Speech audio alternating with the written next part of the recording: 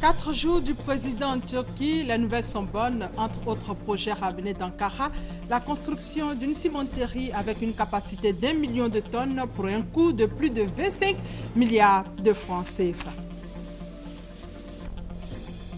Rencontre du Comité national de pilotage du Plan national de développement 2012-2015. Le Premier ministre satisfait des résultats, mais des efforts restent à faire. Les détails dans quelques instants. Au Nigeria, Buhari, à peine élu président, déclare la guerre à Boko Haram. Bonjour à tous. Le chef de l'État est depuis hier de retour à Abidjan après une visite officielle en Turquie. Le président, à son arrivée, a donné les nouvelles et ces nouvelles sont bonnes. Entre autres projets annoncés, la construction d'une cimenterie avec une capacité d'1 million de tonnes extraits. Cette visite était la première d'un chef d'État ivoirien depuis l'établissement de nos relations diplomatiques avec la Turquie en 1998. Elle traduit notre volonté de consolider et de diversifier les relations qui unissent la Côte d'Ivoire et la Turquie et de faire de l'axe Ankara-Abidjan le pilier de la coopération que la Turquie a nouée avec l'Afrique. Je voudrais donc exprimer toute ma gratitude au président Erdogan pour son invitation et pour l'excellent séjour que nous avons passé dans ce beau et grand pays. À ces remerciements, j'associe le peuple de la Turquie pour la qualité et la chaleur de l'accueil qui nous ont été réservés à ma délégation, à mon épouse et à moi-même. Au cours de nos entretiens, le président Erdogan et moi-même avons réaffirmé notre volonté de renforcer les relations d'amitié et de coopération entre nos deux pays. La Côte d'Ivoire est déjà le premier partenaire de la Turquie parmi les pays francophones d'Afrique subsaharienne et le troisième pour l'ensemble de l'Afrique subsaharienne, mais nous avons l'ambition d'aller plus loin, de tripler le volume de nos échanges pour atteindre très rapidement le milliard de dollars à l'horizon 2019-2020. À cet égard, les membres de nos deux gouvernements ont procédé à la signature de 8 accords de coopération. Ces accords portent sur les secteurs de la diplomatie, de l'éducation, de la culture, du tourisme, de la formation militaire, technique, scientifique et de la sécurité. J'ai eu également des entretiens avec d'autres autorités turques, notamment le vice-premier ministre qui est par ailleurs le responsable de l'agence de coopération turque, la TİKA, et le vice-président de la Grande Assemblée nationale de Turquie.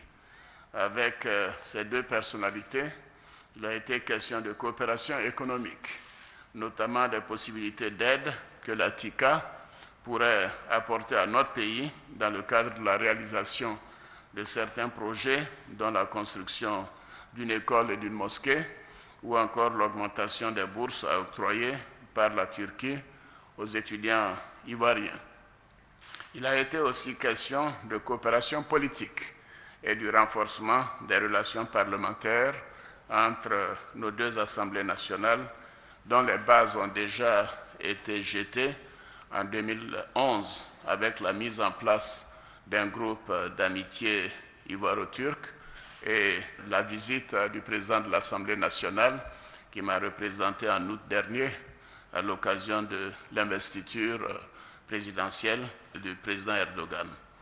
Un forum économique ivoiro-turc a également été organisé dans le cadre de cette visite. Ce forum a vu la participation de près de 100 chefs d'entreprise ivoiriennes que je voudrais à nouveau saluer pour leur forte mobilisation et leur participation très appréciée. Au cours de ce forum, qui a été l'occasion de présenter les potentialités de la Côte d'Ivoire par le CPC et par nous-mêmes, nous avons exhorté les entreprises turques à venir investir en Côte d'Ivoire. La Côte d'Ivoire est en pleine reconstruction et nous avons besoin du savoir-faire des entreprises turques dans les domaines de la construction, des infrastructures, des logements sociaux, des transports, du tourisme, de l'énergie ou encore de la transformation des matières premières.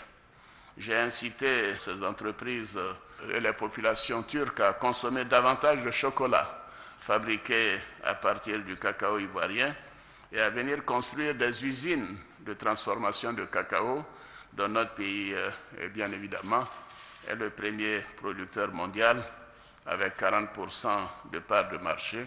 Et bien évidemment, grâce à nos concitoyens paysans, nous comptons le rester. J'ai bien évidemment encouragé aussi les nombreux entrepreneurs, nos compatriotes, présents à ce forum, à développer des partenariats gagnant-gagnant avec leurs homologues turcs. En marge de ce forum, j'ai échangé avec plusieurs chefs d'entreprise turcs. Ces échanges ont essentiellement porté sur les différentes opportunités d'investissement dans notre pays, dans divers domaines, notamment la banque, la construction, les infrastructures, l'agro-industrie, l'énergie. Mais au niveau de l'industrie, avec le projet de construction d'une cimenterie d'une capacité de 1 million de tonnes, où 50 millions de dollars seront investis très rapidement et cela créera donc des emplois pour nos jeunes et la population. Comme à chacune de mes visites à l'extérieur, j'ai aussi échangé avec nos compatriotes résidant en Turquie pour leur donner des nouvelles du pays et les encourager à continuer de respecter les règles dans leur pays d'accueil, en leur disant qu'ils devaient tous se considérer comme étant en mission, donc pour donner la bonne image de la Côte d'Ivoire d'aujourd'hui. Enfin, nous avons visité des sites historiques et culturels d'Istanbul, notamment la Mosquée Bleue, la basilique Sainte-Sophie et le palais Topkapı. Donc, c'était très agréable. Mon séjour a été particulièrement bien organisé, un séjour excellent. Je tiens à renouveler mes remerciements au président Erdogan et au peuple turc et au gouvernement turc pour l'accueil exceptionnel dont nous avons été l'objet. La Côte d'Ivoire, à mon sens, a beaucoup à apprendre de l'expérience de la Turquie, qui maintenant est un grand pays émergent, 17e économie dans le monde, qui ambitionne d'ici 2020-2025 à être parmi les 10 premières puissances économiques mondiales. Et d'ailleurs, j'ai à cet égard invité le président Erdogan à effectuer une visite d'État en Côte d'Ivoire, donc dès après l'élection présidentielle d'octobre 2015, ce qu'il a bien voulu accepter. C'était là le point de la visite du président en Turquie. Le président et son épouse qui ont donc regagné Abidjan hier. Abidjan où le Premier ministre a ouvert la réunion du Comité national de pilotage du Plan national de développement PND. Cette réunion avait pour objectif la restitution du rapport de la revue du PND 2012-2015. Les résultats sont satisfaisants, mais des efforts restent à faire. Noël Niagno pour plus de détails. Membres du gouvernement, partenaires techniques et financiers ou hauts fonctionnaires sont mobilisés ce mardi au 20e étage de l'immeuble Siam. À leur tête, le Premier ministre Daniel Kablan-Duncan, président du comité de pilotage du PND, Plan national de développement, pour la période 2012-2015. Objet, évaluer le chemin parcouru de ce cadre de référence de la mise en œuvre de la vision devenir un pays émergent. Vocation de ce PND, poser les fondements de l'émergence. 3 ans après, quel est l'état des lieux? Le chemin parcouru est globalement satisfaisant. Ce rapport préparé avec l'ensemble des acteurs impliqués dans la mise en œuvre atteste les acquis tangibles enregistrés dans les secteurs stratégiques. Vous avez dit globalement positif. Quelle est la situation des différentes stratégies? Il s'agit entre autres de la paix et de la sécurité, de la création des richesses et du repositionnement de la Côte d'Ivoire sur l'échiquier international. Pour cette dernière stratégie, les acquis sont notables. Notre pays a su jouer un rôle prépondérant dans la résolution des crises et des conflits intervenus dans la sous-région, et c'est quand même important donc de le mentionner. De même, par l'éco-diplomatie, le président de la République et les membres du gouvernement ont effectué de nombreuses missions dans toutes les régions du monde, La diplomatie parlementaire n'est pas restée en reste de ce dynamisme. Au total, la satisfaction globale s'explique, mais beaucoup reste à faire pour aller à l'émergence. Les observations sont venues des partenaires techniques et financiers, du privé et de la société civile. Daniel Kablan-Duncan a souligné la volonté du gouvernement à apporter des réponses appropriées à chacune de ces observations. Dernier acte de cette rencontre, la remise du communiqué final. Et ce matin, le Premier ministre Daniel Kablan-Duncan a ouvert les travaux de la 32e session du Conseil des ministres de l'Association des producteurs de pétrole africains.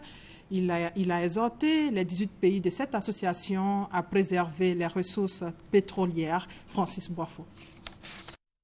28 ans après sa création, l'Association des producteurs de pétrole africains APA a enregistré des acquis. Entre autres, la création du Fonds pour la coopération technique et la banque de données, la création de l'Institut africain du pétrole et la réalisation de plusieurs études pour développer le secteur des hydrocarbures dans les 18 pays que compte l'APA. Cependant, beaucoup reste à faire, en particulier l'élaboration et la mise en œuvre d'une politique pétrolière commune qui nous donnerait une plus grande visibilité sur l'évolution des marchés pétroliers et la promotion de la coopération technique pour faire bénéficier les pays membres de retombées concrètes. Bien que produisant 128 milliards de barils de pétrole, soit 99% des réserves du continent africain et 8% de celles du monde, les potentialités des 18 pays de l'APA sont mal exploitées. La pleine valorisation de nos importantes potentialités permettra non seulement de financer le développement, mais également de constituer des réserves pour les générations futures.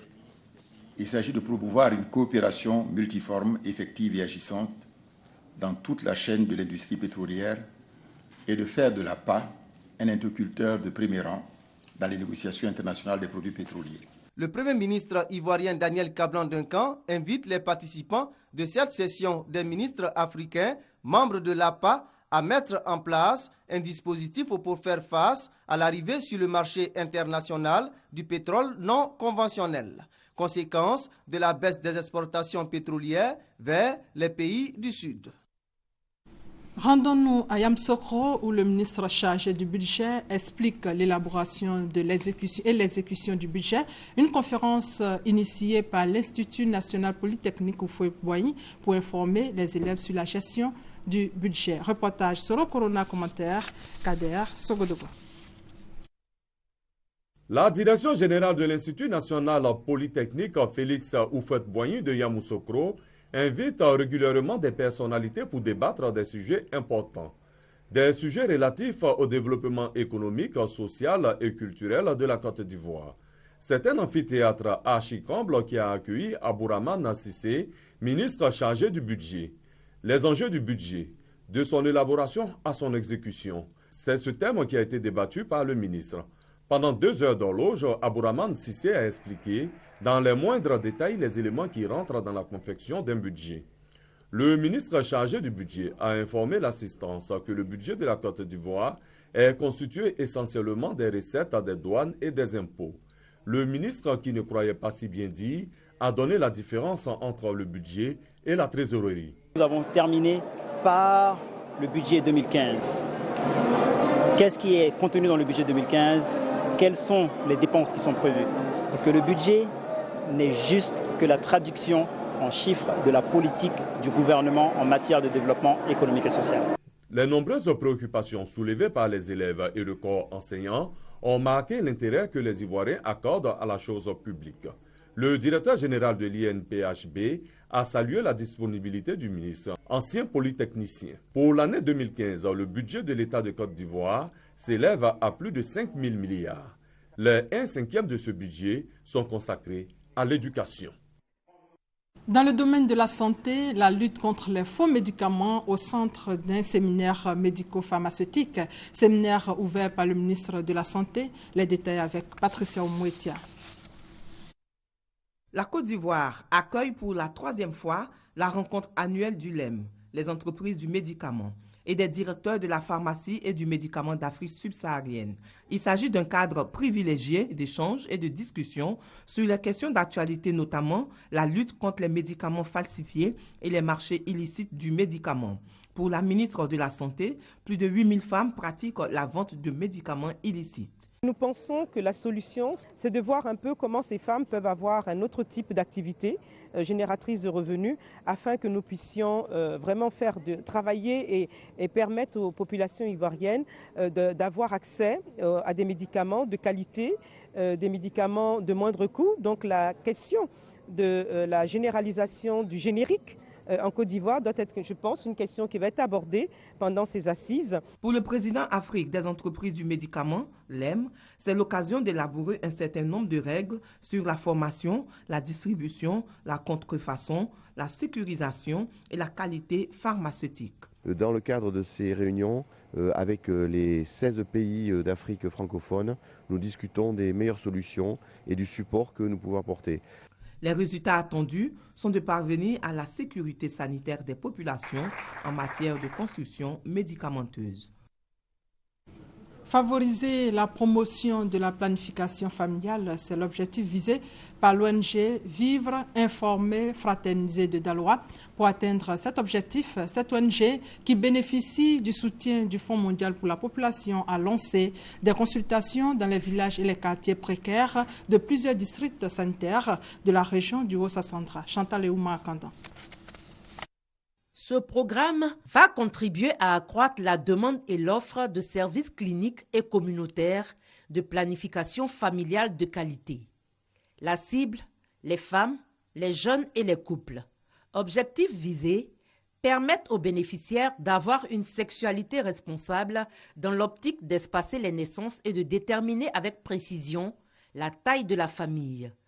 Outre le district sanitaire de Daloa, ou des consultations couplées au dépistage du VIH et des cellules précancéreuses du col de l'utérus ont démarré, le programme devra être élargi à plusieurs autres sanitaires du pays. Selon le directeur exécutif de l'ONG, Étienne Nebou, ces consultations s'inscrivent dans le cadre de la promotion de la planification familiale, activité majeure de la santé de la reproduction, dans le but de lutter efficacement contre le taux élevé de morbidité, de mortalité maternelle et néonatale en Afrique en général et particulièrement en Côte d'Ivoire. Au cours de ces consultations, dites foraines, les différentes méthodes de contraception, notamment les pilules, les injectables, les implants, les dispositifs intra-utérins ou stérilés, sont proposés gratuitement aux femmes qui adhèrent volontairement à la planification familiale. Autre sujet, les photographes et caméramans professionnels veulent assainir leur milieu. Et d'ailleurs, c'est pour cette raison que le syndicat national des photographes et caméramans de Côte d'Ivoire s'est rendu à Soubré. Temps fort, remise de matériel d'entretien à l'hôpital de Soubré. Honorine Aïngouri. Le syndicat national des photographes et caméramans professionnels de Côte d'Ivoire, au cours de sa visite à Soubré, a fait don de matériel d'entretien à l'hôpital général. L'objectif est d'améliorer le confort des patients et d'encourager le personnel à une meilleure prise en charge des malades. Léopold Kouladé, le président de ce syndicat, a expliqué que la direction régionale de l'éducation nationale a également bénéficié d'un don de 4 millions de francs CFA. En marge donc de cette cérémonie, la délégation du syndicat des photographes et caméramans s'est rendue à la Maison des Jeunes pour l'investiture du bureau régional du dit syndicat dans la région de la Nawa. Investi dans les fonctions de président régional du syndicat des photographes et caméramans professionnels, Guy-Claude Conan s'est réjoui du choix porté sur sa personne. Il a révélé à l'assistance les grandes lignes de ses actions. Elle porte, entre autres, sur l'identification de tous les membres et la formation sur le métier de caméraman et de photographe. Le secrétaire général de la préfecture, Bonaventure Thiégbé, a salué l'initiative de ces syndicats de s'organiser pour tirer grand profit de son métier. Intéressons-nous aux dons de la première dame, dons aux populations de Sassandra dans le cadre de la dernière visite d'État du chef de l'État. Eh bien, les bénéficiaires ont réellement reçu leur part. Suivons ce reportage d'Ine Valère et de Thérèse Tapéoboué. 10 précieuses de manioc, 3 broyeuses, des machettes, des arrosoirs, des paires de bottes, 10 pulvérisateurs, 5 machines à coudre, des casques de coiffure, 11 glacières, le tout estimé à 5 millions de francs. C'est la part des dons de la première dame aux femmes du vivrier, aux vendeuses d'atiéké, de poissons, aux coiffeuses et aux couturières du carrefour Niani dans la sous-préfecture de Sassandra. Ces dons ont été remis à main propre le week-end dernier par Patricia Legré, épouse du président du conseil régional. Avec le président Alassane, c'est du concret. Nous, on n'est pas là pour les histoires de partis politiques. Tu as fait quoi pour nous? Tu peux faire quoi pour nous? Toutes les communautés ont salué cette action de la première dame, relayée sur le terrain par Patricia Legré. Au nom de toutes les femmes du Carrefour Niani, sans exception, Tambana, Néo, Yakuba, Paoué, Bukinabe, vous dites merci. Dieu fait pour nous, les femmes du Carrefour Niani, que Dieu vous bénisse. Les députés Basile Frébo de Sassandra et Daniel Zadi de Fresco ont assisté à la remise de ces dons. L'occasion saisie par Basile Frébo pour appeler à l'union et à la discipline dans la région en vue d'assurer le développement du Goklet. D'autres villages et groupements coopératifs du département de Sassandra ont déjà reçu leur part des dons de la première dame au cours de la semaine écoulée. Les femmes font bouger les choses. Elles se sont mobilisées pour célébrer l'entrepreneuriat et le leadership féminin. Un dîner gala a été organisé pour encourager ces braves femmes et motiver celles encore hésitantes à se prendre en charge. C'est Sephora Zegui et Ami Sissoko pour plus de détails. Elles sont 25 au total, ces femmes qui ont été récompensées au cours d'un dîner gala dénommé la Nuit des femmes entreprenantes et dynamiques. Cette nuit vise à célébrer le leadership et l'entrepreneuriat féminin en Côte d'Ivoire. Cette soirée marque le couronnement d'une saison d'expérience avec des femmes battantes, des femmes entreprenantes et dynamiques. Anne Désirée Ouloto, ministre de la Solidarité, de la Famille, de la Femme et de l'Enfant, a annoncé que cette nuit fera désormais partie des activités officielles de son ministère. Le ton a été donné depuis le 8 mars dernier à San Pedro, en présence du chef de l'État, le président de la République, son Excellence Alassane Ouattara, et de son épouse. Et depuis cette date, les femmes de Côte d'Ivoire sont à l'honneur chaque jour. Et je crois que cela ne s'arrêtera pas. Parce qu'en Côte d'Ivoire, chaque jour doit être un 8 mars pour la femme.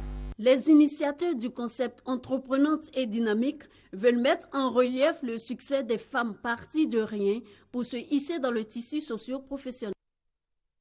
Nouveau chef pour le village de Krakro, dans le département de Kounfao, dans la région du Gontougo, Nana Bredoumi Grégoire est le 5e chef du village. Il succède ainsi à Nana Soumaïla Ouattara, décédée. Cérémonie d'intronisation avec Chantal Akanda. Monsieur Kwabena Bredoumi Grégoire, né le 1er janvier 1968 à Dodo-Assué, sous-préfecture de Kounfao, planteur de nationalité ivoirienne, est nommé en qualité de chef du village de Krakro. C'est officiel. Nana Bredoumi Grégoire est le nouveau chef du village de Krakro, dans le département de Kounfao. La cérémonie d'intronisation a eu lieu en présence des autorités locales. Parrain de la cérémonie, le député maire de Grand Laou, Jean Djaha, a invité les cadres du village à l'union afin d'œuvrer pour le développement du village et de la région. Si les villages sont mal gouvernés, les sous-préfets, les préfets et même le chef de l'État et son gouvernement ne pourront pas prendre les bonnes décisions pour permettre de tracer et de réaliser des projets de développement. Donc notre présence ici à côté de nos aînés, à côté de nos parents, revêt plusieurs caractères. C'est pour aider notre village à aller de l'avant. Après son intronisation, le nouveau chef a convié l'ensemble des cadres à une rencontre très prochainement afin d'échanger sur les voies et moyens à mettre en œuvre pour le développement du village. En bref, demain, la 3e édition du SAHA, le Salon international de l'agriculture et des ressources animales d'Abidjan, après 16 années d'interruption. Mais déjà, les travaux ont débuté ce jeudi. Placé sous le thème « Promotion de l'investissement agricole durable », cette 3e édition est une occasion pour les autorités de mettre en valeur les richesses de la Côte d'Ivoire et promouvoir l'investissement. En politique, à Katiola, le RDR mobilise pour la réélection du président Alassane Ouattara. Rentrée politique et meeting sur place, les responsables du RDR de Katiola se fixent le taux de 13 000 électeurs sur 18 000 que compte le département. Kader Sogodogo. Quelle stratégie pour adopter la réélection du président Alassane Ouattara?